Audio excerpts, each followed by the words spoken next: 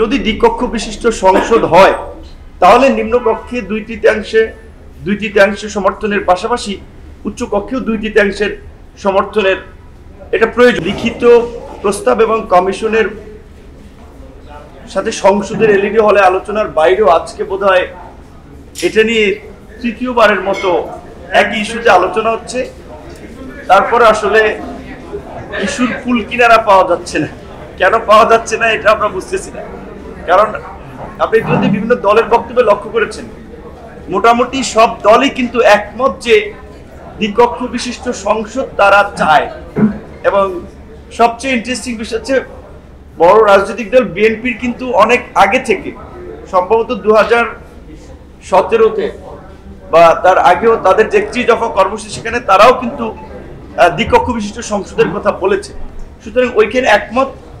এখন দ্বিকক্ষ বিশিষ্ট সংসদের প্রক্রিয়া সেটা নিয়ে কিন্তু কাছাকাছি মতামত অনেক দলেরই। বলছে যে উচ্চ কক্ষে রাজনৈতিক দলগুলো যারা নির্বাচনে অংশ নেবে তাদের প্রাপ্ত ভোটের অনুপাত, অর্থাৎ আনুপাতিক হারে প্রতিনিধিত্ব নিশ্চিত হবে এবং লোয়ার হাউস হচ্ছে বিদ্যমান সিস্টেমে থাকবে।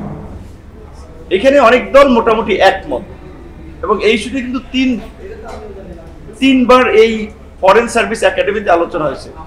তো একটা ইস্যু নিয়ে যদি এতবার আলোচনা করে কনক্লুশনে পৌঁছানো না যায় তাহলে কিন্তু আসলে আলোচনা অনেকের কিন্তু ধৈর্য বা আগ্রহ থাকে না।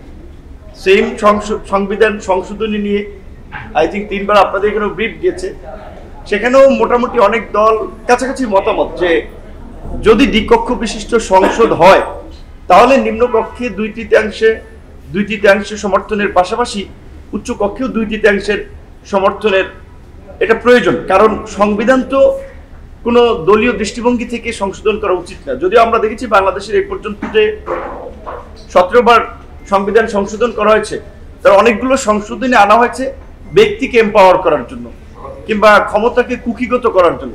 সেই জন্য আমাদের দলের পক্ষ থেকে প্রস্তাবটা ছিল যে সংবিধান সংশোধন এটা একটা জাতীয় ইস্যু এবং একটা সংবিধান তো একটা জাতির চুক্তি, রাষ্ট্র পরিচালনার ক্ষেত্রে একটা লিপিবদ্ধ মূলনীতি। সুতরাং এখানে যদি হাত দিতে হয় তাহলে অন্তত মেজর স্টেক হোল্ডারদের মতামত নিয়েই করা উচিত। সেই জায়গা থেকে আমাদের মতামত ছিল যে লোয়ার হাউজের মতো আপার হাউজেও 2/3 এটা পাশ করা। তারপরে আমরা অভ্যন্তরীণ আলাপ আলোচনায় বুঝেছি কিংবা উপলব্ধি করেছি কোনো দল চাচ্ছে যে সেখানে সিম্পল মেজরিটি হইলে তারা এগ্রি হতে পারে, যে জন্য আমাদের পজিশন চেঞ্জ করে আমরা আপনার সিম্পল মেজরিটিতে, যদি সংবিধানের মৌলিক কিছু অনুচ্ছেদ ছাড়া, যেমন এখানে আপনার প্রস্তাবনা চেঞ্জের ক্ষেত্রে কিংবা সংবিধানের 8, 48, 56 এবং 142 নম্বর এই রকমের অনুচ্ছেদগুলো সংশোধনের ক্ষেত্রে আমরা গণভোটের যে বিধান, যেটা কেয়ারটেকার গভর্নমেন্টের আপনার রায়ের সাথে আদালতেরও একটা ডিরেকশন আছে, এইটুকু পর্যন্ত আমরাও একমত হয়েছি যে এই জায়গায় গণভোটটা যেন রাখা হয়।